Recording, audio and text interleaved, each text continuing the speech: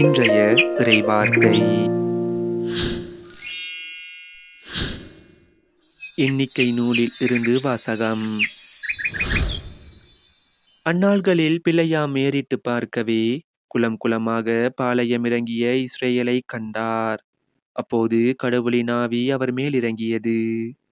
அவர் திரு உரையாக கூறியது: பெகோர் புதல்வன் பிலேயாமின் திருமொழி, கண் திறக்கப்பட்டவனின் திருமொழி, கடவுளின் வார்த்தைகளை கேட்கிறவனின், பேராற்றல் வாய்ந்தவரின் காட்சியைக் கண்டு கீழே விழுந்தும் கண் மூடாதவனின் திருமொழி. யாக்கோபே, உன் கூடாரங்களும், இஸ்ரேலே, உன் இருப்பிடங்களும் எத்துணை அழகு வாய்ந்தவை! அவை விரிந்து கிடக்கும் பள்ளத்தாக்குகள் போன்றவை, ஆண்டவர் நட்ட அகில் மரங்கள் போன்றவை, நீர் அருகிலுள்ள கேதுரு மரங்கள் போன்றவை. அவனுடைய நீர்க்கால்களிலிருந்து தண்ணீர் ஓடும். அவனது விதை நீர்த்திரளின் மேல் இருக்கும். அவனுடைய அரசன் ஆகாகை விட பெரியவன். அவனது அரசு உயர்த்தப்படும். பிலேயாம் திரு உரையாக கூறியது.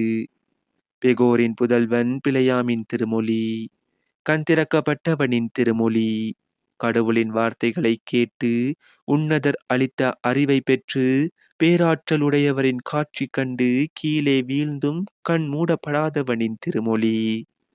நான் அவரை காண்பேன், ஆனால் இப்போதன்று; நான் அவரை பார்ப்பேன், ஆனால் அண்மையில் அன்று. யாக்கோபிலிருந்து விண்மீன் ஒன்று உதிக்கும், இஸ்ரேலிலிருந்து செங்கோல் ஒன்று எழும்பும். இது ஆண்டவர் வழங்கும் அருள்வாக்கு. இறைவா, உமக்கு நன்றி. இன்றைய தினத்துக்கு உரிய நற்செய்தி வாசகம். மத்தேயு எழுதிய தூய நற்செய்தியிலிருந்து. அக்காலத்தில் இயேசு கோவிலுக்குள் சென்று கற்பித்துக் கொண்டிருக்கும் போது தலைமை குருக்களும் மக்களின் மூப்பர்களும் அவரை அணுகி, எந்த அதிகாரத்தால் நீர் இவற்றை செய்கிறீர்? இந்த அதிகாரத்தை உமக்கு கொடுத்தவர் யார்? என்று கேட்டார்கள். இயேசு அவர்களுக்கு மறுமொழியாக, நானும் உங்களிடம் ஒரு கேள்வி கேட்கிறேன். நீங்கள் அதற்கு மறுமொழி கூறினால், எந்த அதிகாரத்தால் இவற்றை செய்கிறேன் என்பதை நானும் உங்களுக்கு சொல்வேன்.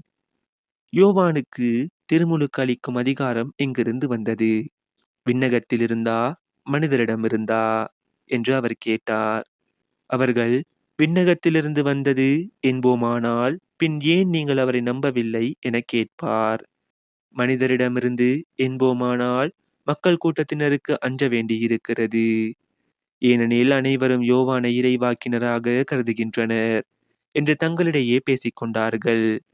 எனவே அவர்கள் இயேசுவிடம், எங்களுக்கு தெரியாது என்று பதிலுரைத்தார்கள். அவரும் அவர்களிடம், எந்த அதிகாரத்தால் நான் இவற்றை செய்கிறேன் என்று நானும் உங்களுக்கு கூற மாட்டேன் என்றார். இது நம் கிறிஸ்து இயேசு வழங்கும் வாழ்வு தரும் நற்செய்தி. கிறிஸ்துவே, உமக்கு புகழ். இன்றைய தினத்துக்கு உரிய சிந்தனை துளிகள். எந்த அதிகாரத்தால் நீர் இவற்றை செய்கின்றீர்? இயேசுவின் இதயத்திலும் சரி, வாழ்விலும் சரி, அன்பிற்கு மட்டும்தான் இடம் உண்டு. பொறாமை, வெறுப்பு, கோபம் போன்ற தீய எண்ணங்களுக்கு இடமில்லை. இயேசு ஒரு மகா குரு என்று அறிந்திருந்தும் அவரை ஏதாவது ஒரு சிக்கலில் மாட்டிவிட ஒரு கூட்டமாக பரிசேயர்களும் மூப்பர்களும் இயேசுவிடம் வந்தனர். ஆனால் இயேசு யோவானின் திருமுழுக்கு எங்கிருந்து வந்தது என்ற ஒரு கேள்வியை கேட்டு அவர்களின் வாயை அடைத்தார். மனிதன் கடவுளை ஜெயிப்பது என்பது ஒருபோதும் நடக்காது. நம்முடைய வாழ்விலும் நமது வளர்ச்சியில் பொறாமை கொண்டு நம்மை சிக்கலில் தள்ளிவிட முயற்சி செய்யும் கூட்டம் இருக்கத்தான் செய்கிறது. இப்படிப்பட்டவர்களை நாம் எவ்வாறு அணுகுகிறோம் என யோசிப்போம்.